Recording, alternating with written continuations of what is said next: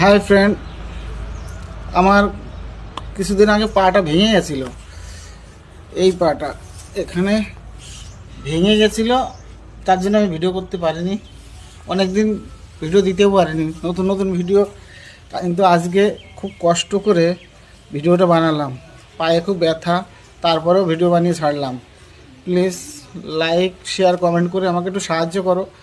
কিন্তু ভিডিও যখন বানাচ্ছে সবাই লাইক দিচ্ছে, কমেন্ট করছে, ফলো দিচ্ছে, কিন্তু ফলোটা ব্যাক করছে। তা কেনই বা এরকম করছো আমি জানি না। হয়তো ভিডিও আমি ভালোই বানাতে পারছি না। তা আমার সাথে থাকলে পরে আমি একটু ভালো উৎসাহ পাবো। তা প্লিজ সবাই আমার সাথে থেকো, আমাকে লাইক, শেয়ার, কমেন্ট করো। খুব কষ্ট করে আজকে দুটো ভিডিও বানালাম পায়ে ব্যথা নিয়ে। হয়তো ভালো হয়নি, তবুও ছাড়লাম ভিডিও দুটো। নমস্কার।